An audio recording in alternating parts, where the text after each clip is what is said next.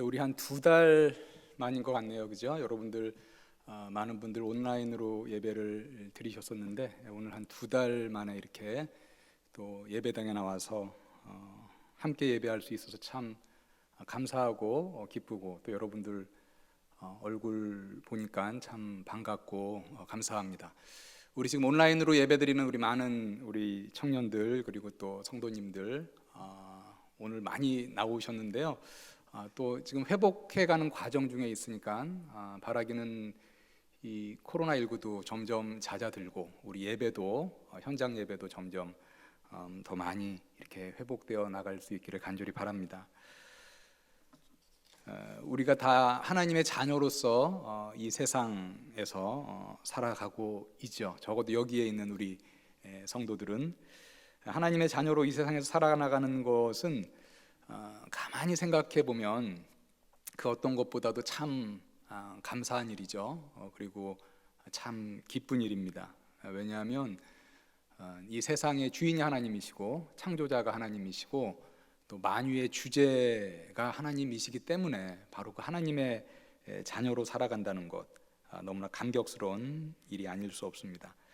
그래서 우리 하나님의 자녀들에게는 성경에서 뭐 구약과 신약에서 보면 참 많이 그 감사하라는 말씀이 참 많고요. 그리고 하나님의 자녀들은 어떤 상황에서든지 넉넉히 기뻐하는 삶을 살 수 있다라는 말이 참 많습니다. 제가 대표적인 구절 한 구절씩만 좀 말씀을 드리면 데살로니가 5장 18절에 보면 이렇게 말씀하죠.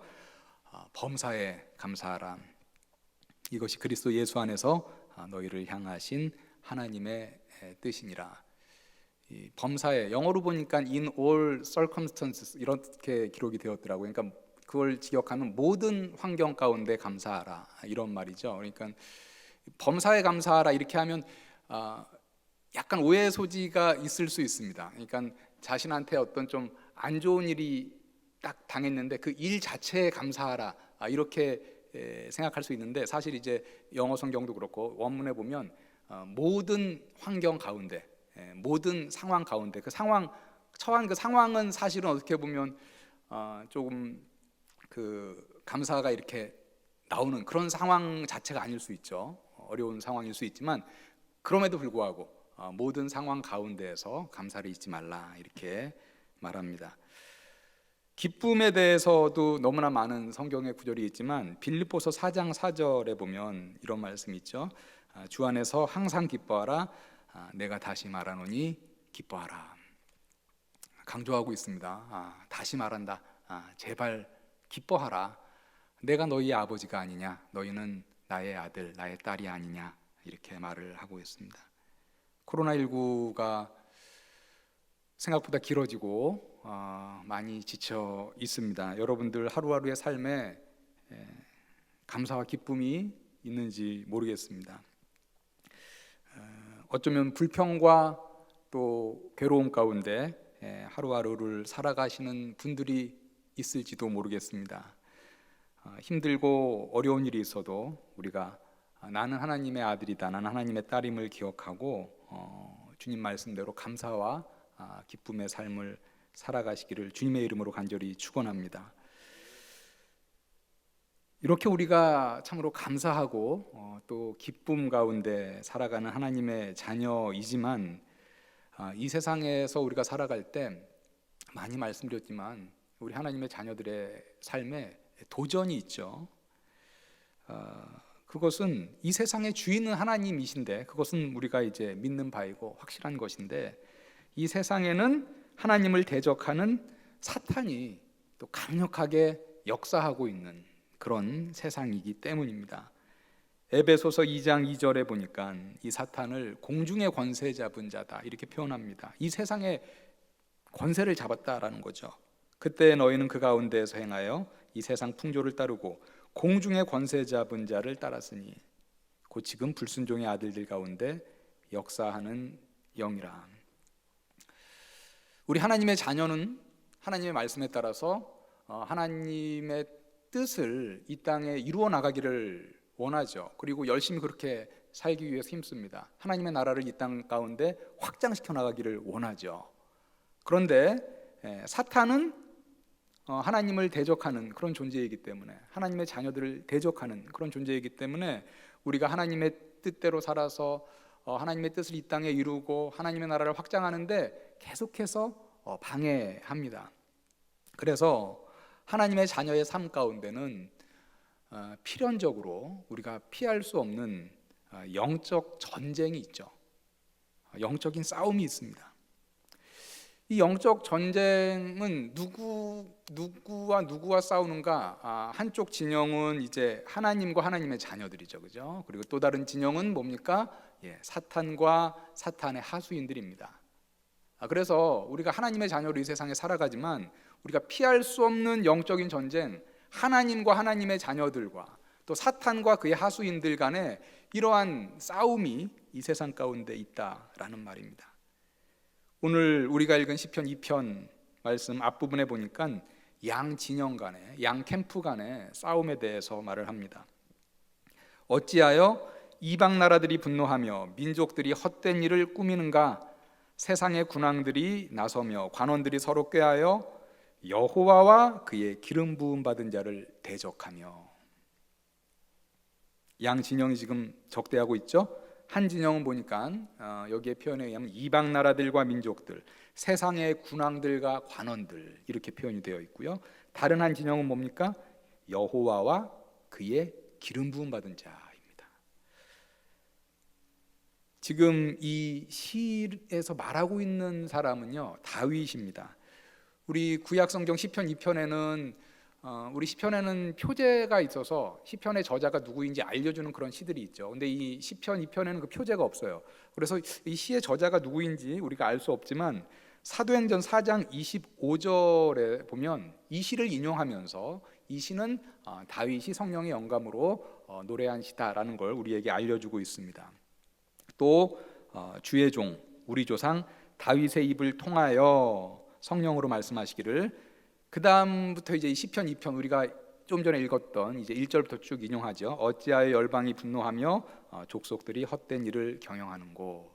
그래서 우리가 이 말씀을 통해서 이 시편 2편도 지금 다윗이 쓴 시구나라는 것을 알 수 있습니다.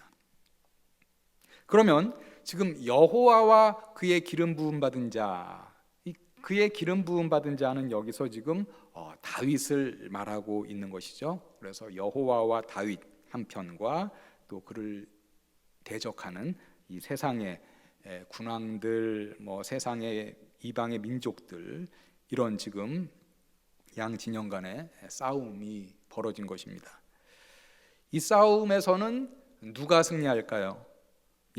우리가 예상할 수 있듯이 만군의 여호와와 그의 기름 부음 받은 자의 승리입니다. 4절과 5절에 보니까 여호와께서는 대적자들을 비웃으신다, 그들에게 진노하신다라고 말씀하고 있습니다.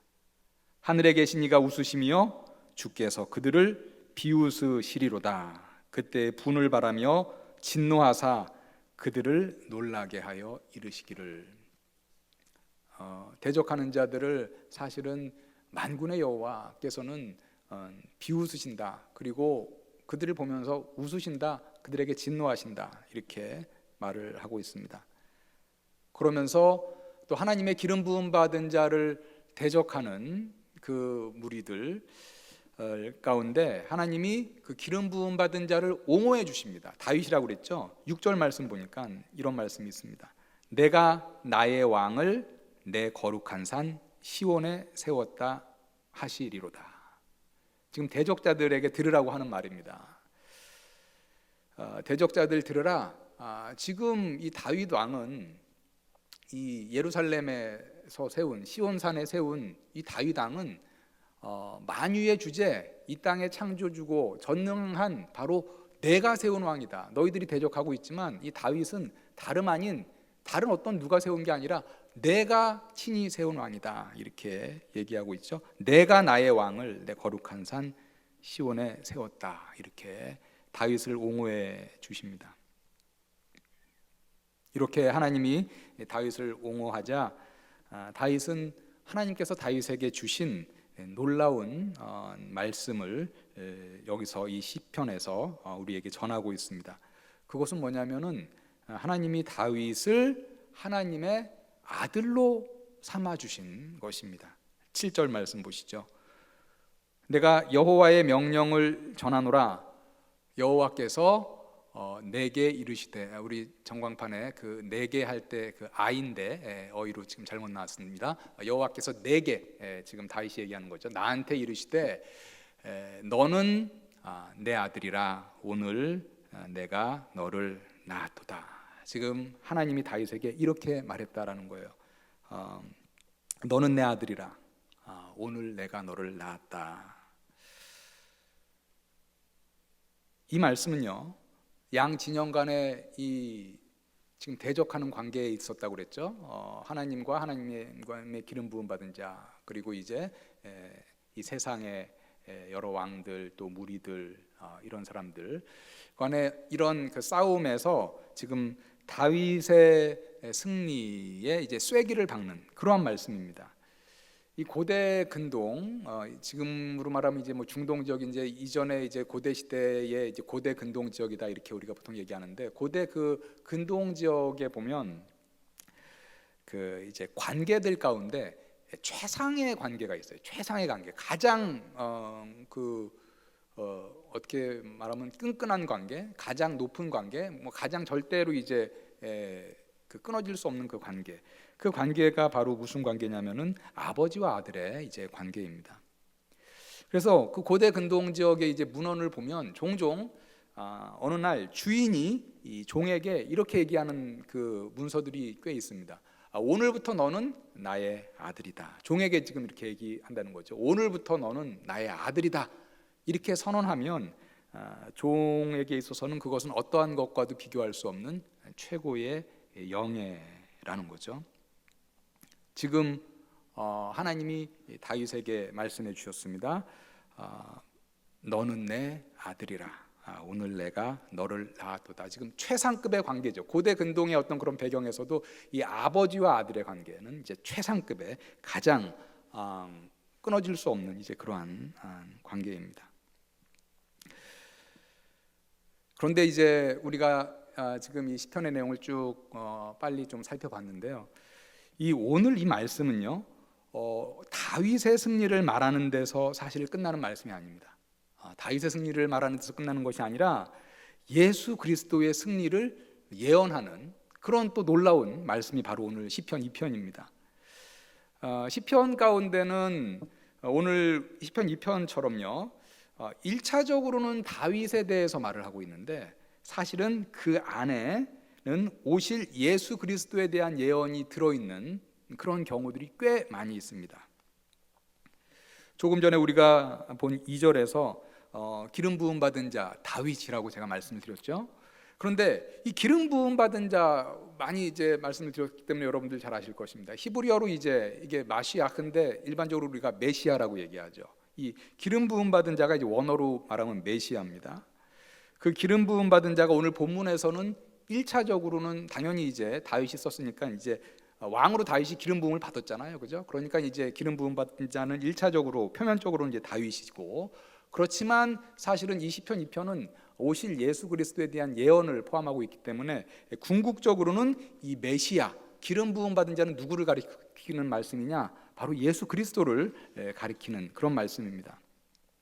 그렇다면 오늘 시편 2편이 말씀하는 것, 많은 나라와 민족들, 왕들과 간원들이 여호와와 그의 기름 부음 받은 자를 대적한다. 그것은 뭐냐면 하나님과 기름 부음 받은 자 메시아 예수 그리스도를 대적하는 그런 사탄의 하수인들이 이 세상에는 이제 많다라는 그러한 말씀입니다. 그렇지만 하나님은 그 대적자들을 비웃으실 것이고, 하나님의 아들이신 예수 그리스도께서는 승리하실 것이다라고 시편 뒷부분에서 이제 말하고 있습니다. 오늘 우리가 조금 전에 읽은 그 7편에서도 보면 지금 다윗에게 이렇게 말씀하셨죠. 하나님이 너는 내 아들이라 오늘 내가 너를 낳았도다. 자, 이 말씀은 다윗에게 한 말씀이 맞습니다. 1차적으로 표면적으로. 그런데 아까 말씀드렸듯이 사실은 이 말씀 안에는 예언이 포함되어 있기 때문에 사실은 궁극적으로는 너는 내 아들이라 오늘 내가 너를 낳았도다. 이것은 누구를 지금 예언하는 말씀이냐? 바로 오실 예수 그리스도를 예언하는 그런 놀라운 말씀이기도 합니다. 우리가 잘 알다시피 예수께서 이 땅에 나시기 전에 가브리엘 천사는 마리아에게 가서 태중에 아이가 있다. 그런데 그 아이가 바로 하나님의 아들이다 라는 걸 알려주죠. 누가복음 1장 31절과 32절에 보니까요, 보라 내가 잉태하여 아들을 낳으리니 그 이름을 예수라 하라. 그가 큰 자가 되고 지극히 높으신 이의 아들이라 일컬어질 것이요. 지극히 높으신 이는 당연히 하나님이죠, 그렇죠? 너의 뱃속에 있는 그 아이 사실은 하나님의 아들이다, 이렇게 태어나기 전에 알려줬습니다. 누가복음 3장 22절에 보면 예수께서 요단강에서 세례 요한에게 세례를 받을 때에 하늘에서 음성이 들렸죠. 성령이 비둘기 같은 형체로 그의 위에 강림하시더니 하늘로부터 소리가 나기를, 그 다음에 뭐라고 음성이 들렸습니까? 너는 내 사랑하는 아들이라, 내가 너를 기뻐하노라. 지금 시편 2편 7절에서 말한 그 예언이 지금 점점점 확실하게 성취가 되어가는 거죠. 예수 그리스도에 대한 예언이다, 이렇게 말씀을 드렸죠. 예수 그리스도께서 세례받고 물에서 올라오실 때 너는 내 사랑하는 아들이다, 이렇게 말씀하셨습니다. 더 직접적으로는요, 이 시편 2편 7절에 그 아들이 예수 그리스도다라고 사도행전 13장 33절에서는 더 선명하게 말씀합니다. 곧 하나님이 예수를 일으키사 우리 자녀들에게 이 약속을 이루게 하셨다 함이라. 시편 둘째 편에 기록한 바와 같이 너는 내 아들이라 오늘 너를 낳았다 하셨고, 즉 시편 2편에서는 말씀드렸듯이 표면적으로는 다윗이죠. 그런데 그 안에 예수 그리스도라고 말씀을 드렸는데 바로 신약에서 아주 확실하게 컨펌을 해주고 있습니다. 하나님과 그의 기름 부음 받은 자 예수 그리스도께 대적한 나라들, 세상의 군왕들 궁극적으로 예수께서 물리치실 것이다. 시편 2편 9절에서 이렇게 말씀합니다. 내가 철장으로 그들을 깨뜨리며 질그릇같이 부수리라 하시도다. 다윗에게도 하신 말씀이기도 하지만 동시에 예수 그리스도께 하신 그러한 말씀입니다. 그러면서 이제 여호와와 그의 기름 부음 받은 자를 대적하는 진영에게 하나님이 이제 경고합니다. 하나님이 말씀합니다. 하나님의 아들에게 입 맞추라. 그렇지 않으면 너희 대적하는 자들 다 망할 것이다. 오늘 본문 마지막 절 12절에 보면요, 그의 아들에게 입 맞추라. 그렇지 아니하면 진노하심으로 너희가 길에서 망하리니. 여기서 이제 입 맞추라라는 것은 이제 어떤 의미를 담고 있느냐? 아들에게 순종하라, 기름 부음 받은 자에게 순종하라라는 그런 의미를 담고 있습니다. 지금까지 우리가 시편 2편을 보면서 이 기름 부음 받은 자, 내 아들아라고 칭함을 받은 자 1차적으로 다윗이다, 그리고 예언적으로 예수 그리스도다, 이렇게 말씀을 드렸죠. 그런데 제가 오늘 말씀 가운데 마지막 차원의 이 기름 부음 받은 자 아들이 누군가에 대해서 한 차원을 더 말씀드리고자 합니다. 그것은 참으로 놀라운 것인데요, 이렇게 기름 부음 받은 자 하나님의 아들이라는 영광스러운 칭호를 하나님께서 다윗 예수 그리스도에게 뿐만 아니라 바로 우리 성도들에게도 주셨다라는 너무나 놀라운 사실입니다. 요한일서 2장 20절에 보면은요, 우리 성도들을 기름 부음 받은 자다, 이렇게 말씀합니다. 너희는 거룩하신 자에게 기름 부음을 받고 모든 것을 아느니라. 너희가 지금 성도들을 지금 얘기하는 겁니다. 너희는 거룩하신 자에게 기름 부음을 받고, 여기서 말하는 기름 부음은 성령의 기름 부음을 말합니다. 성령의 기름 부음을 받고 모든 것을 아느니라. 성령의 기름 부음을 받아서 진리를 알게 된 사람들이 바로 너희 존귀한 성도들이다, 이렇게 얘기합니다. 또한 우리를 성령으로 기름 부음 받은 하나님의 아들이다 라고까지 불러주십니다. 로마서 8장 14절에 보니까 이렇게 말씀합니다. 무릇 하나님의 영으로 인도함을 받은 사람은 곧 하나님의 아들이라. 하나님의 영으로 인도함을 받은 사람, 하나님의 영은 성령이죠. 성령으로 인도함을 받은 사람, 하나님의 아들이라. 우리가 성령의 인도함을 받을 때, 성령으로 기름 부음을 받아서 하나님의 아들, 또 우리 여자들은 하나님의 딸이 되는 그러한 놀라운 영광을 받게 되었다라는 사실입니다. 사실은 우리가 하나님의 아들, 하나님의 딸이 되었다라는 것은 제가 그냥 설교 시간에 빨리 말하고 이렇게 넘어가는 것보다는 여러분 사실 우리가 곰곰이 좀 진짜 묵상해야 될 그러한 큰 이제 주제이자 개념입니다. 내가 바로 하나님의 아들이다. 내가 기름 부음 받은 자다. 성령으로 기름 부음 받은 자고 내가 하나님의 딸이다. 라는 거죠.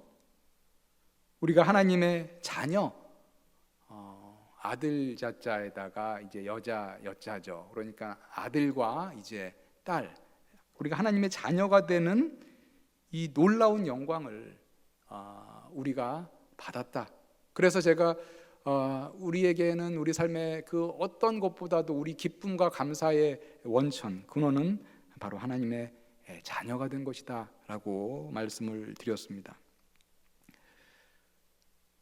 그런데요, 이 사탄과 그 하수인들, 하나님의 기름 부음 받은 자를 대적했잖아요. 하나님을 대적하고 하나님의 기름 부음 받은 자를 대적하고 다윗을 대적하고 예수 그리스도를 대적하고, 그런데 우리도 역시 하나님의 기름 부음 받은 자요, 하나님의 자녀입니다. 하나님의 아들과 딸입니다. 그러니까 그 대적자들은 역시 우리를 또 대적합니다. 우리 성도들을 대적합니다. 그래서 우리가 치러야 할 영적 전쟁, 피할 수 없는 영적 전쟁이 있는 것이죠. 이 영적 전쟁은 우리가 개인적으로 치러야 할 이제 그런 영적 전쟁도 있고, 또 우리 성도들의 모임, 교회가 하나 되어 우리 공동체가 함께 치러야 할 그러한 영적인 전쟁들도 있습니다.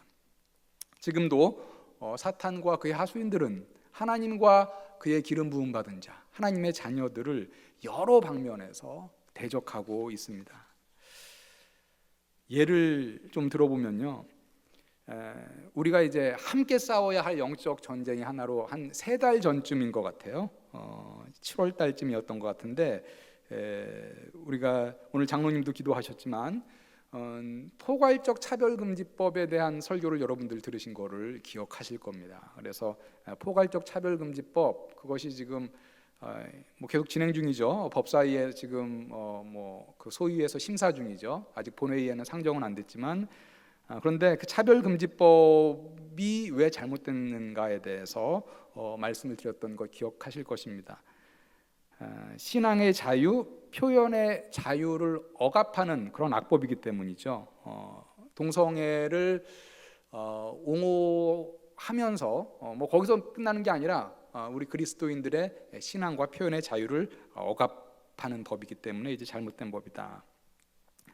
이 포괄적 차별금지법이 제정되지 못하도록 지금 대부분의 교회가 하나 되어 힘쓰고 있습니다. 제가 들어보니까 이 포괄적 차별금지법을 제정하려고 했던 사람들은 맨 처음에는 쉽게 할 것이라고 생각을 했대요.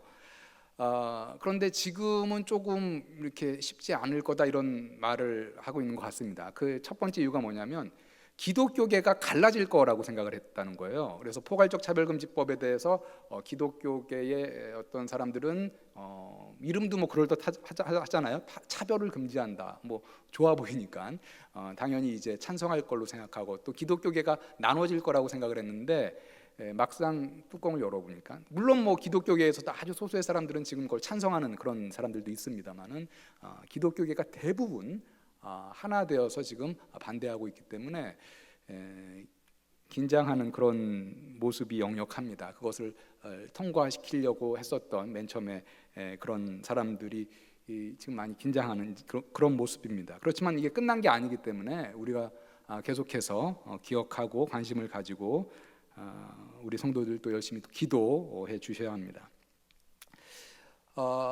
하나님과 하나님의 기름 부음 받은 자, 우리가 하나님의 뜻을 이 땅에 이루고 하나님의 나라를 확장하는 데 노력하려고 애쓰지만 그것을 방해하는 그러한 또 사탄과 그의 하수인들의 어떤 그런 방해들, 그런 대적들, 한 가지 예를 좀 더 든다면요, 뭐 공동으로 대처해야 할 그런 어떤 이제 영적 전쟁이죠.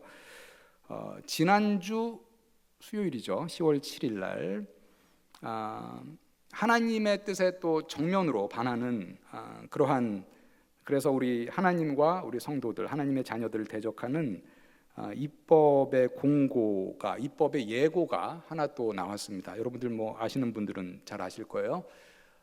작년에 참으로 유감스러운 일이 있었죠. 작년 4월에 헌법재판소에서, 그동안 이제 우리나라는 66년간 낙태죄가 있어 왔습니다. 낙태죄, 낙태를 하는 것은 이제 죄로 이제 인정이 되는 그 죄가 있었는데, 작년 4월에 헌법재판소에서 66년 동안 이제 낙태죄를 인정해 오던 그 낙태죄는 헌법에 불합치하다, 맞지 않다라는 판결을 내렸죠. 그러면서 이제 2020년 10월 31일까지 그 낙태를 금하는 법에 대한 개정안을 도출해라, 이런 결정을 내렸습니다. 그 이유는 낙태죄는 여기 이제 여성분들이 여기 많이 있지만 여성의 자기 결정권을 침해한다라는 것이 그 이제 주된 이유였습니다. 그래서 2020년 12월 31일까지 개정안을 도출하라 라는 것에 따라서 지난 수요일 10월 7일 정부에서는 낙태죄를 유지하되 임신 14주까지는 낙태를 처벌하지 않는 모자보건법 개정을 입법 예고하였습니다. 아마 여러분들 뉴스나 인터넷상에서 보신 분들도 있을 거예요. 14주까지는 이제 처벌하지 않겠다, 죄로서 인정하지 않겠다라는 거죠. 그리고 이제 그 입법 예고안에 보면 또 하나는 예외적인 경우는 임신 24주까지 낙태를 허용하는데, 그 예외적인 사유가요 상당히 좀 위험한 그런 문구들도 많이 있습니다. 사회 경제적인 이유로 낙태가 필요한 경우, 이게 상당히 모호한 거죠.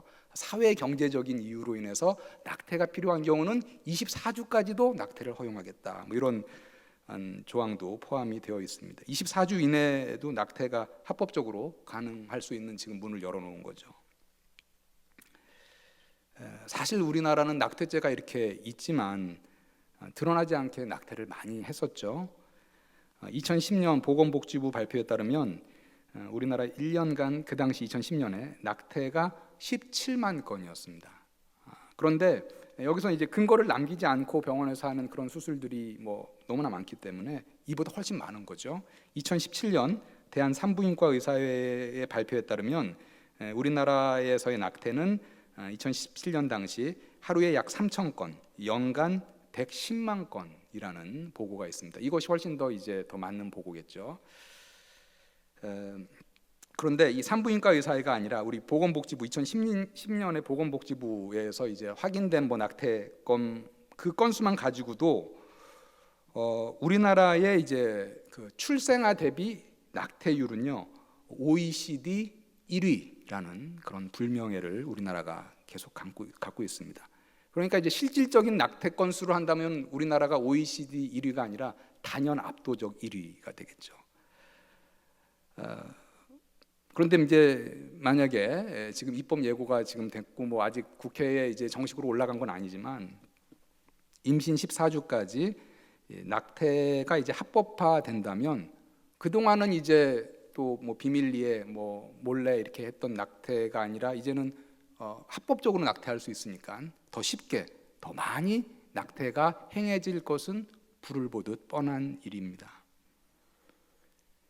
그런데 이제 통계에 의하면은 현재 시행되는 낙태의 95.3%가요 12주 이전에 되는 낙태래요. 95.3% 현재 시행되는. 그러니까 이제 임신 14주까지 낙태를 합법적으로 허용한다라는 법이 이제 제정되면 사실은 실제적으로는 거의 모든 낙태를 합법적으로 허용한다라는 그 말이 되는 거겠죠. 안 그래도 지금 일어나는 낙태의 95.3%는 12주 이내인데 14주 이내의 낙태를 모두 다 합법적으로 허용한다? 그러면 사실은 뭐 14주 이내라면 뭐 그냥 예를 들면 뭐 7, 8% 되겠죠. 그러면은 그것은 다 지금 합법적으로 허용하게 되는 이제 그러한 이제 법이 제정이 되는 거죠. 낙태죄를 폐지하여서 낙태를 합법화하지 않은 진영이 앞세우는 것은 말씀드렸듯이 여성의 자기 결정권입니다. 그러나 우리 하나님의 자녀들은, 하나님의 편에서 영적 전쟁을 치르고 있는 우리들은 당연히 성경의 관점을 볼 필요가 있습니다. 성경은 어머니 뱃속의 태아를 단순히 여성의 신체의 일부로 보지 않고 독립적인 생명체로 바라보고 있습니다. 많은 구절 중에 몇 가지만 좀 읽어드리면, 시편 139편 13절에서 다윗은 이렇게 말합니다. 주께서 내 장부를 지으시며 나의 모태에서 나를 조직하셨나이다. 예레미야 1장 5절에 보면 하나님께서는 예레미야에게 이렇게 말씀하셨습니다. 내가 너를 모태에 짓기 전에 너를 알았고 내가 배에서 나오기 전에 너를 성별하였고 너를 여러 나라의 선지자로 세웠노라. 여성의 자기 결정권 중요하죠. 그렇지만 이 낙태의 문제에 있어서는 여성의 자기 결정권과 비교할 수 없이 중요한 것은 태아의 생명권입니다. 성경적인 관점으로 보면 낙태는 여성의 신체의 일부를 떼어내는 단순히 그러한 것이 아니라 이 세상에 가장 작고 힘없는 생명체를 살인하는 것입니다. 하나님의 형상으로 지음받은 가장 작은 생명체를 죽이는 정말로 큰 죄를 짓는다라는 것이죠. 2017년 통계로 우리나라에서 110만 건이다 이렇게 말을 하고 있잖아요. 110만의 그 생명체가 이제 죽임을 당하는 것이죠. 66년 동안 우리나라에 지속되어 오던 이 낙태죄가 작년 이제 헌법재판소에서 헌법 불합치 판정을 받을 때 낙태죄 폐지를 반대했던, 낙태죄는 존치되어야 된다라고 주장했던 그런 헌법재판관들도 있었습니다. 그렇지만 이제 다수결에서 밀린 거죠. 그런 헌법재판관은 그렇게 그 판결문에 쓰기도 했습니다. 우리도 모두 태아였다. 우리 다 기억하자. 여기는 우리도 모두 다 태아인 때가 있었다. 우리도 모두 태아였다. 이렇게 적기도 하였습니다. 우리가 하나님의 창조 섭리를 거스르고요, 동성애를 옹호하기 위해서 신앙과 표현의 자유를 억압하는 포괄적 차별금지법 안에 교회가 이렇게 하나 되어서 반대하고 기도했듯이 이제 또 하나가 또 생긴 거죠. 14주까지의 낙태를 이제는 합법한다라는 그러한 이제 입법 예고가 나왔는데, 이것이 실제로 이루어지지 않도록 우리 교회가 함께 기도하고 또 대안을 내어야 될 이제 그러한 때입니다. 그것이 바로 여호와와 그의 기름 부음 받은 자를 대적하는 사탄과 그의 하수인들에게 맞서는 일에, 지금 우리가 사는 이 시대에서 우리가 맞설 수 있는 하나의 예다라는 것입니다. 이 세상이 시간이 가면 갈수록 왜 이렇게 악해지는지, 그리고 왜 이렇게 점점 더 하나님의 뜻을 거스르는 방향으로 흘러가는지 참으로 안타깝고 답답하고 속상하고 그렇습니다. 공중권세 잡은 사탄이 그만큼 강하게 역사하고 있다라는 증거겠죠. 그러나 여호와와 그의 기름 부음 받은 자들을 대적하는 이들에 맞서서 오늘 말씀해 보니까 하나님께서는 그들을 비웃으실 것이고 하나님의 자녀들을 사용하여 하나님의 때에 그들을 물리치실 것이다 이렇게 말하고 있습니다. 내가 철장으로 그들을 깨뜨리며 질그릇같이 부수리라 하시도다. 그 대적자들이 그 대적의 길에서 만약에 돌아서지 않는다면 오늘 12절에서 말씀하듯이 하나님이 친히 하나님의 때에 그들을 망하게 하실 것이다 이렇게 말씀합니다. 그의 아들에게 입맞추라. 그렇지 아니하면 진노하심으로 너희가 길에서 망하리니 그의 진노가 급하심이라. 사랑하는 꽃동산의 우리 청년 성도 여러분, 다윗을 아들이라 부르시고 예수 그리스도를 아들이라 부르신 여호와 하나님께서 여러분들을 하나님의 아들, 하나님의 딸이라고 부르셨으니 생각하면 생각할수록 참으로 큰 은혜요, 참으로 큰 영광이 아닐 수 없습니다.